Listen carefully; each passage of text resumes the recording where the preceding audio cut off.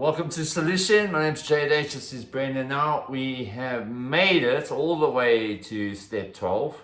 Bearing in mind, just a reminder that this is not a doing of the steps, just a talking about of the steps. I was thinking, dude, when we start, if you've been watching our videos, you would have seen that the first couple of videos, even up until quite recently, we dressed like Eskimos. Like we started this process in the middle of winter, and here we are in t-shirt weather.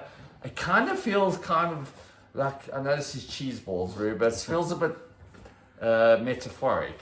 Like we've had the spiritual awakening, we've taken the layers off, the sun is shining now, it's kind of cool.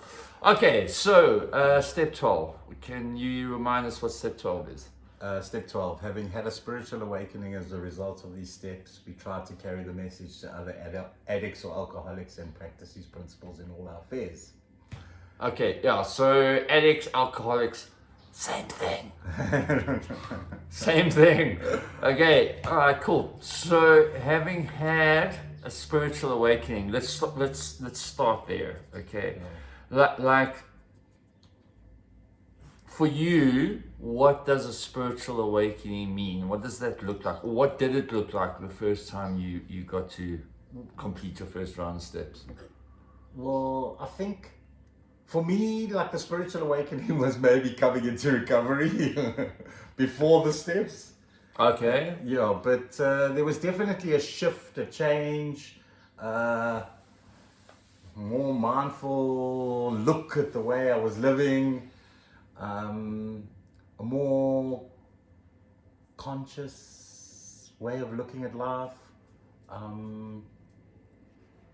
I mean, it is quite expansive. Yeah. I think the reference kind of sort of is referencing that the obsession to use or drink or shop or gamble or game or whatever has been lifted. Like a complete psychic change or whatever. A psychic change, yeah. But so now the thing for me that's the key point is it doesn't say having reached enlightenment. It says having had a spiritual awakening. Yeah. And what that helps remind me is that it's kind of like when you set your alarm in the morning. I don't use an alarm, so it's not really relevant, but nevertheless the point is fair enough. When you set your alarm in the morning, right, and it goes off and wakes you up and you are awake, but how easy is it to hit that snooze button? Right? I suppose so, That's quite a good way of looking at it. Yeah. So it's not as if once we've had the spiritual awakening, it's really just a beginning of something. It's a new way, but we've only literally just sort of come through the doorway. And to stay in that space, it takes constant work and practice, right? Because it's very easy to default back into our old behavior. Yeah, I don't want to stay in that space though. I want to grow further. Go further. Yeah. Well, it doesn't help to stay in the doorway, bro. Like come into the room, bro.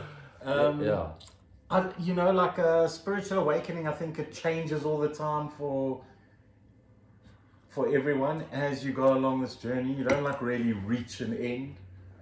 Totally. Have a spiritual awakening. I mean, it's the end. You keep referring to it as the dance, right? Yeah. The boogie, or the journey, as some people like to refer to it. But then I suppose it's kind of like, and maybe this is semantics, but we're no longer then talking about an awakening. Although I have had epiphanies along the way, like aha moments, so like a deeper awakening. Yeah, right? it is an awakening, I think, because I think you can constantly awaken on your journey to becoming like more spiritual. Yes. Okay. I mean, maybe we're nitpicking, but the point being is that there is definitely room for even further mindfulness. Yeah. Yeah. Spiritual development. And I mean, it kind of becomes, and I think, would you agree when I say it kind of almost becomes addictive in and of itself, right? Because once you've had a taste of the benefits that come with being more spiritually aware and awake, it feels like you want more. Yeah, you want to feed that. And it's a good thing to feed as opposed to Totally. what we were feeding before. Yeah, so I mean, I don't want to refer to it as an addiction, but like nonetheless, there is definitely a desire to want to experience more of what it means to be aligned with my higher power. Yeah. Totally. Okay. Or just in a spiritual way of living. Right. Yeah. Okay. So, having had a spiritual awakening, we tried. Why do we try? Why don't we just do? We try to carry the message. I think the word try would be having had a spiritual awakening. What I just wanted to add on that spiritual awakening part is that, like they promise you a spiritual awakening in the AA Big Book. They say you will have a spiritual awakening if you are painstaking about this phase of your development. It works if we work it. Yeah. Right. Yeah. Okay. They promise you. And like a car, for me, it was things that like I would never have done, like the step 4. And looking at my character defects. I never thought, I never would have done those things. And I think, and making those amends that I needed to make and getting that weight off my shoulders and like trying to practice these principles in all my affairs, which we'll get to. Who would have thunk? Yeah, just like you have this, whatever you want to call it, some sort of psychic change in doing this, but like putting the actual work in. It's easy to write down, or however you go through the steps, whether it's with a sponsor, going through the AA Big Book, whether it's through one of the step working guides. There are many out there. Yes. And you write these steps. It's another thing actually living them. Well, I mean, so just jumping ahead, we'll get to that in a second, and we'll continue to practice these principles in all of our affairs, right? Okay, but let's backtrack. So, can we talk about try to carry the message? Yeah, because I think, and it states in the Big Book that you like cannot change people if they don't want to change. Right. So I like the saying, a lighthouse doesn't go looking for sunken ships, it just stands there and shines. Right. Right. We try to carry this message. I think if it's forced upon people, they tend to push it away. I know I'm like that. If something's forced on me, I'm like, so we try to carry the message. Look, I mean, I think I have carried it in the most simplest of ways. I'm not saying this is working a step 12. I'm just saying, like I've been to social gatherings where I don't drink. And then I've had the odd person ask me why it is that I don't drink. They want to know what that's about. And in my experience, some people get like a bit defensive around that question. My experience is that I think people are genuinely curious, because I think they feel maybe intrigued about doing the same thing, right? And just to see somebody else showing up in these scenarios and not drinking, I think serves as an example that, hey, it's quite possible, it can be done. Yeah, you're carrying the message. Yeah. Look, I mean, I think it's inviting us to potentially do a little bit more than that, but I think that in and of itself is already a good start, yeah? Yeah, I know in the Big Book they say they go to hospitals and all that sort of thing, and they try to carry the message like that.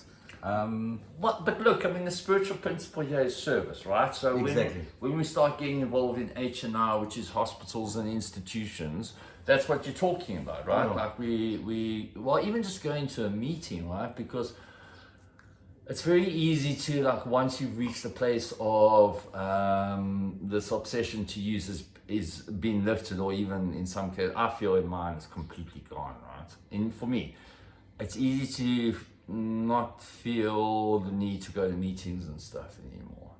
And so by just showing up at meetings for the newcomer, to experience people who have managed to string together clean time for a couple of weeks, months, or years, or whatever, it just serves as an example, right? Yeah, like it's carrying the message. This stuff is possible. So yes, okay. So what we're trying to say is it's not like it's not going out from door to door preaching. No.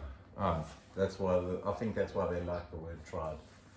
Yeah, and I think it's also about just sharing our own experience, right? Yeah. It's not about telling somebody else what it is we think they ought to be doing.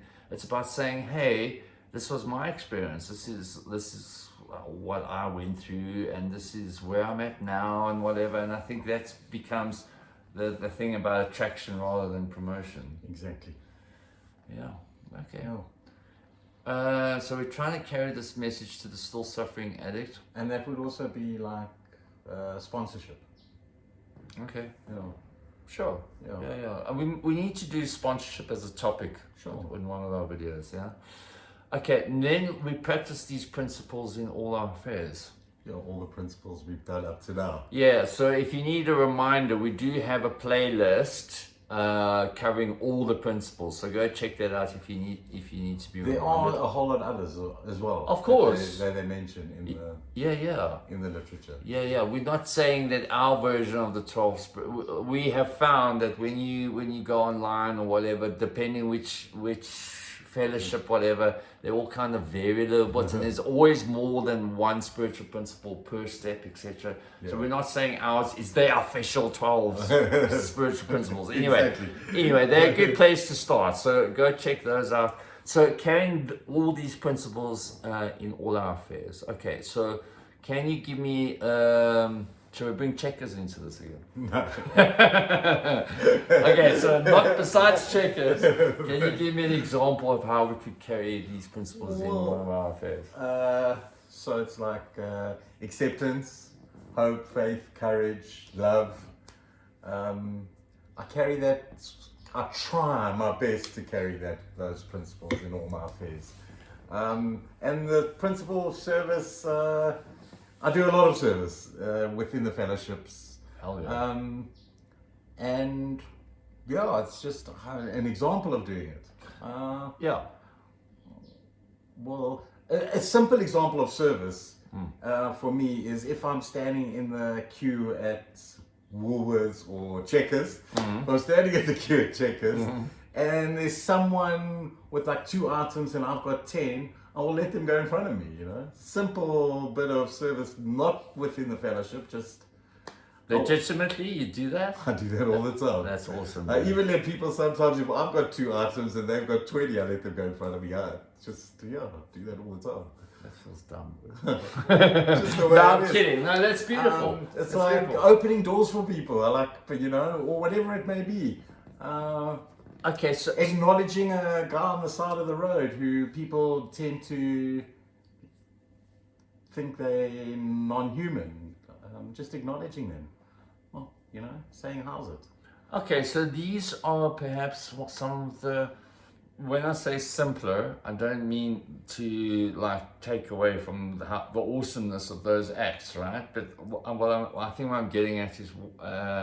So one way I need to try and practice it, which I very often get wrong, is when I'm in traffic and there's a taxi that swerves in front of me or is careering past me into oncoming traffic and stuff. And it's forget about taxis. I mean, they are one of the problems, but traffic in general, right? Like, how do I maintain my composure, one of love and tolerance and patience and serenity and all that jazz in difficult situations? That's what I'm getting at. I think it's practice. So I used to get really uptight in traffic, in active addiction or whatever. Yes. Today it's a completely different story, you know what I mean? I'm like so super chilled. If I use my hooter, then I know there's something going on wrong with me at the time.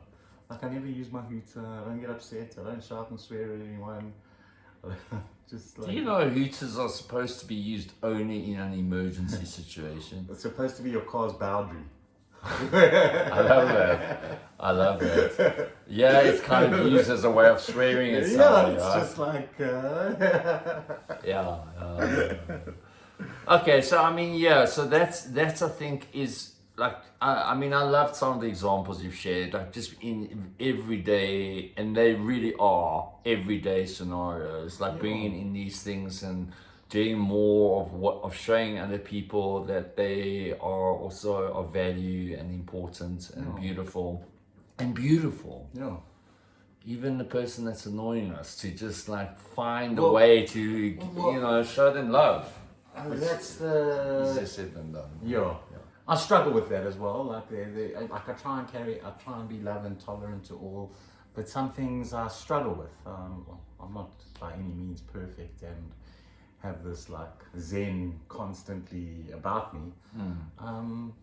Some people I just can't seem to understand why they do some things, and I grapple with it for days, sometimes weeks, sometimes months, and sometimes years. Yeah. Yeah. I mean, dude, like it's not quite there yet, but it's been nearly 10 years since I personally have started this process. I know for you too, and I am having little tweaks in my perspective around certain things that it's only happening for me now, which is not to say that like my earlier spiritual awakening wasn't profound and whatnot, and it was all gold, but even now I'm finding nuances in some of the stuff that I had become aware of back then, which are now I'm finding a deeper understanding. And yeah, I think, like the first time you do these steps, yes, there's a huge change, but if you continue to live them constantly, it's a constant change. Because you're never going to get it right all the time. But if you do a step 10 every day and try and be better than you were yesterday, you're just going to improve all the time. I mean, like you mentioned there, the first time you do these steps, right? Because there's no like you have to do this a second time, but I would strongly recommend it. I think the second time that I did it, there was much more depth to the process for me. Yeah, and like some people can do, like if I did a step 3 today, handing my will and my life over to the care of my higher power, and I did from one of the step working guides, and I did it tomorrow, I think I'd have different answers already. Yes. If I did it today, tomorrow, I'm in a different space already. Right. So I think there's value in revisiting the steps. And there's also value in looking at your old step work and seeing how far you've come. Sure. You know what I mean? Like if you look at your first whatever, like step 2, mine was like I couldn't grab a concept of a higher power, and today it's pretty solid. I mean, I think also you mentioned now the sponsorship thing. When you're working with a sponsee and taking them through the steps, you cannot help to a degree about reflect upon your own process. Yeah, even what we've been doing here. Totally. I'm sure, like sometimes I get a bit nervous and the camera and like I forget what I want to say, but it's definitely built on my recovery a lot. It's like it's given it a little boost. I think at the time it wasn't exactly where it should be, and through doing these videos, my recovery has definitely. Totally. I've become more enthusiastic about recovery. Me too, bro. Yeah, me too. So thank you. And helping other people. No, thank you. No, thank because you. I would never have done this. I've always wanted to do this, and I think we can revisit the steps again, the two of us as well. Yes. But I don't think I would have ever gotten it together to do it. You know what I mean? Because I have character defects, and one of them is procrastination.